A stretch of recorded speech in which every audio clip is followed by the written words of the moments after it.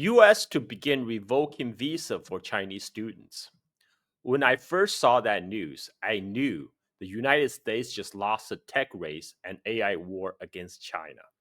Hello, my friends. I'm Carl Za, and you're watching the Silk and Steel podcast, where I focus everything on China, history, culture, and politics.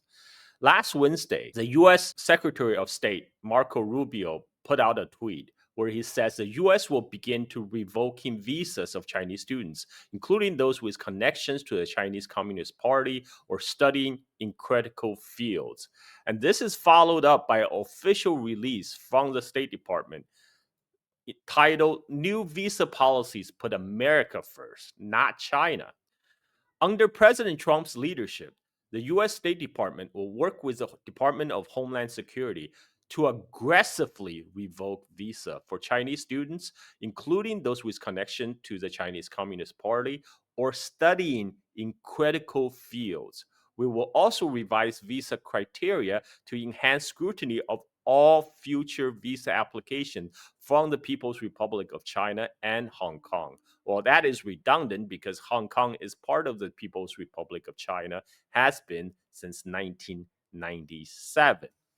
And right on cue, just a couple of days ago, the Justice Department has released to the public a case where they claim two Chinese researchers working under University of Michigan labs of being biological terrorists, of trying to smuggling very dangerous pathogens that will endanger the health of Americans.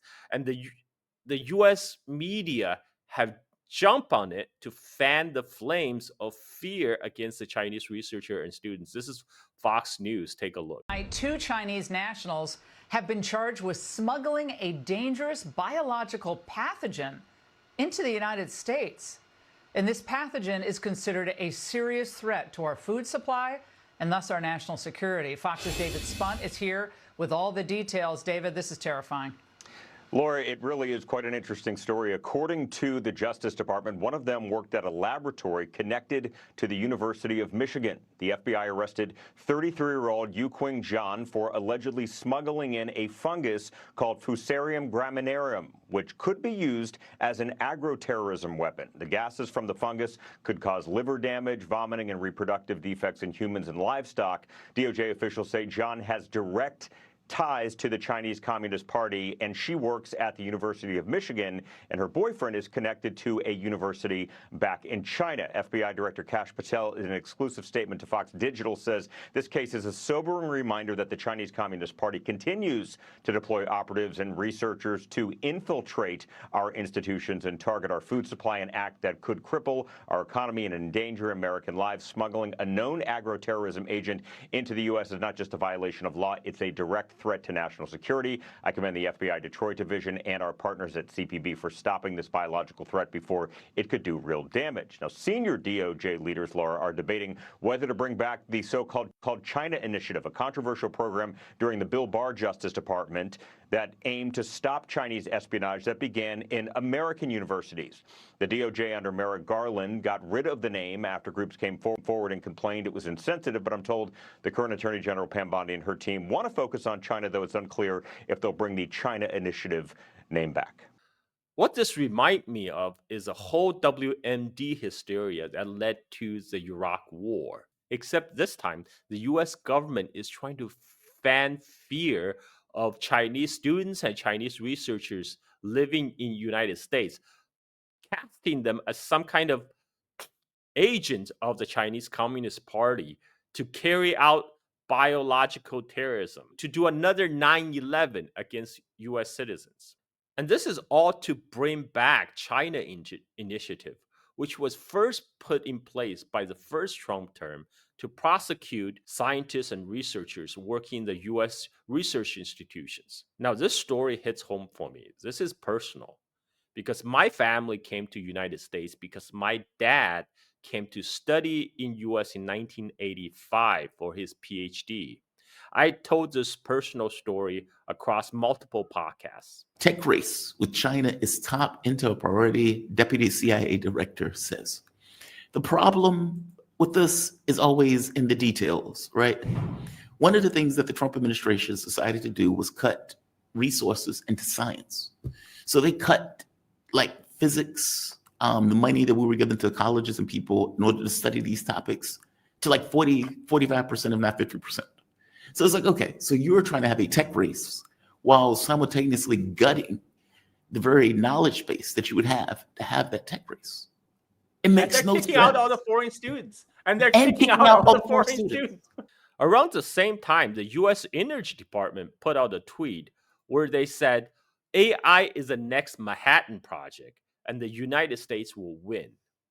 Yours truly replied to them with infographics. I said China produced almost 50% of the top tier AI talent.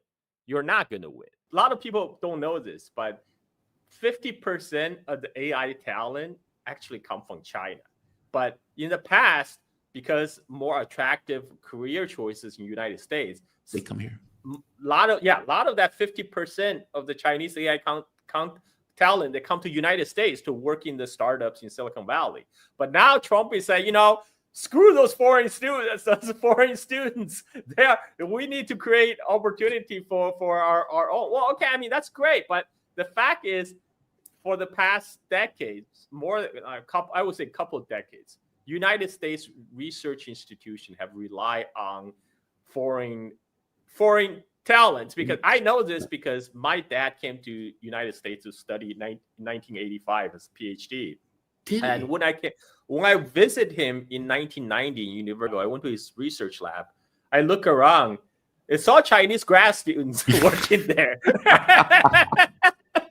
I mean, for the past 20, 30 years, U.S. research institutions have relied on Chinese, Indian, Iranian, Russian, all the various foreign top, human capital. And this is one of the things that people used to say when they're trying to say, oh, we still have this one, United States has this one big leg up against China. That's because our ability to attract top talent from all over the world. Well, guess what? Trump just shut the door on that. Trump just shut the door. And this is why Trump is my president. He's my president for accelerationism. This is like when Chinese people on the internet called Trump the nation builder and the nation being China, they're not kidding. They genuinely believe Trump is actually a Chinese spy, working for the goods of the motherland. But in practicality, that's how it's working out. That's so sad. Trump because you're absolutely right. He's kicked out brains, like you call human capital, smart people who would be doing the research. He's got the amount of information, like money going to research. Back to science and technology in particular. Carl, it seems like the U.S. wants to freeze China's technology in place. We can see that with the chip sanctions, with previously the diffusion rule, and now these attacks on Huawei's Ascend chips. But at the same time, it's also freezing U.S. funding of science and technology. What's going on here? Can you tell us what that's about? Well, I like to say Donald Trump is my president for accelerationism because he's doing everything to make sure China will stay winning. And one of the, people, I'm old enough to remember people tell me one of the big advantage United States have versus China is the ability of United States to attract talent from all over the globe. They're really talking about the ability of U.S. to brain drain from the rest of the world because, U.S. can offer a higher quality of living. And for decades, that has been true. I know this personally because my dad came to United States as a PhD student in 1985. And when I visited my dad in 1990 in the lab of the University of Illinois, I look around the research lab, it's all Chinese grad students working there. And for decades, the U.S. research institutions has depended on the labors of Chinese, Indian, Iranian, Russian grad students. And this hasn't changed till today. This is not to say native-born Americans are dumber.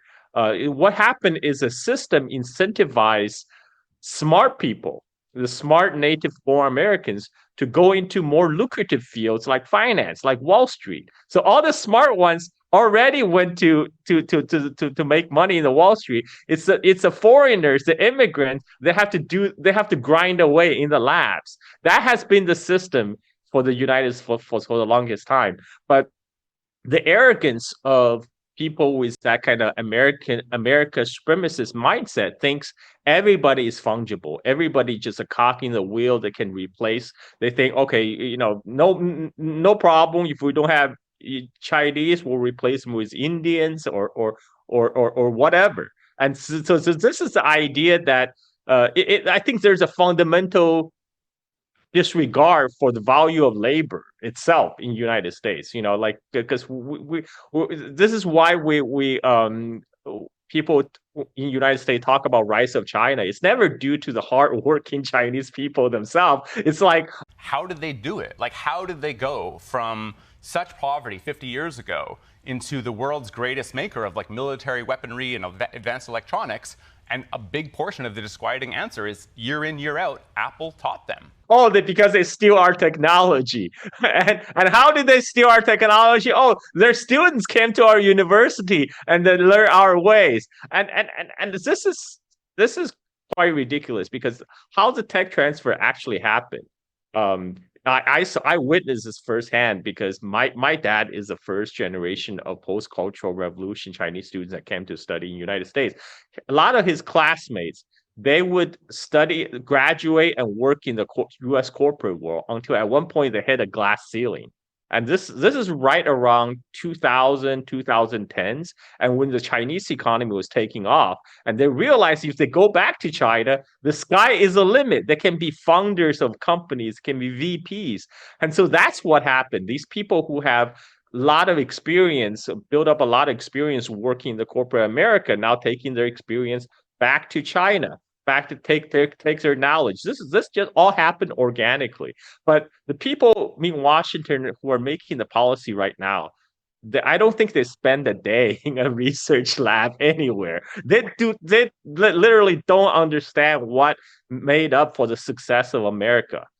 So they're literally shooting themselves in the foot right now by restricting foreign students, closing down fundings for science education. This is also part of the kind of, I guess, the wider cultural war inside the United States, right? Like, people really don't have much respect for science, which is a sharp contrast in China. Like, if you look surveys after surveys, it shows that Chinese publics, they're very excited about technology. They all think that technology will bring a better future for them tomorrow.